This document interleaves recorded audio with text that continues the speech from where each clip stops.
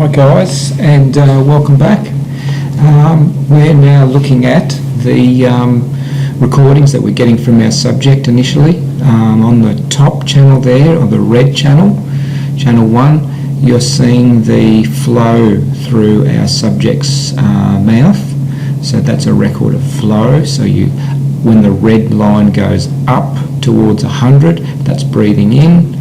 And when the red line moves down, that's breathing out. So we're seeing cyclical breathing in and breathing out, breathing in and breathing out, and breathing in and breathing out. So that's our red channel there, that's our flow. Middle trace here, that's our little finger pulse that we had on there. So that's a record of her arterial pulse as it's going underneath the skin.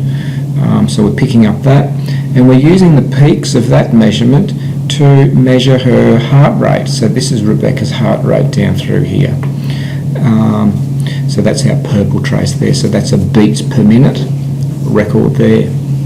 So what I want you to first have a look at is, let's just have a look at channel 1. So our respiration channel up here. So this is our flow. It relates to one of the first things we've got to look at in this lab, and have a look at the rate at which we're breathing in and the rate at which we're breathing out. You can probably see in channel 1 there that the rate of breathing in is actually faster than the rate of breathing out. Okay, so I want you to think about, well, what is it that causes us to breathe in?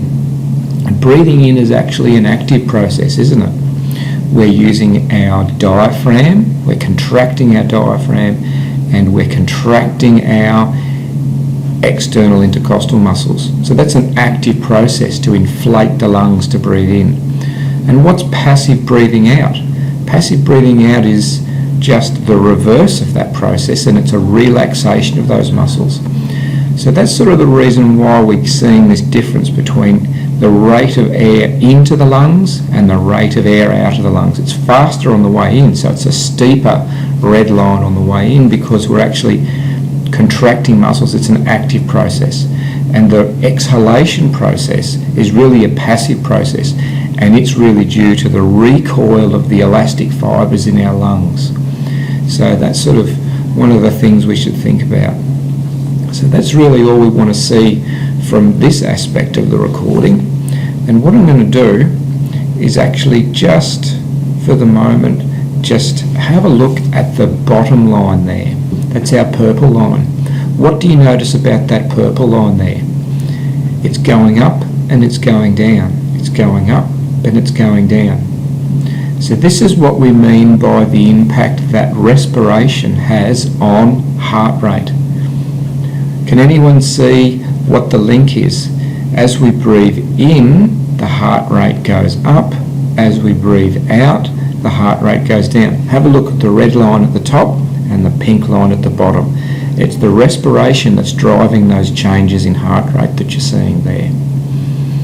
So we'll come back to that aspect shortly, but it's very interesting to see that in someone, isn't it? That just the act of breathing changes your heart rate. Breathing in, your heart rate speeds up.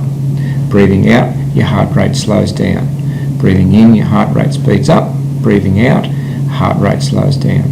Okay, so that's completely normal. It's nothing abnormal to see that in someone, and its basis is, if we think about what's happening, its basis is changes in venous return. As we breathe in, more blood comes back into the heart. As we breathe out, less blood comes back to the heart. It goes back to those thoracic pressure changes that happen when we breathe in. It literally squeezes more blood out of our abdominal and thoracic veins and squeezes it back into the heart. So the heart receives more, so it pumps out more. When we breathe out, it receives less blood back from the veins, so the heart rate can slow down again. Okay, so that's just what we're recording today. And the next little Camtasia that we'll put up is some of the things that we're measuring in our subject in terms of lung volumes, but really this is just to get you a feel of what we're looking at. So red is the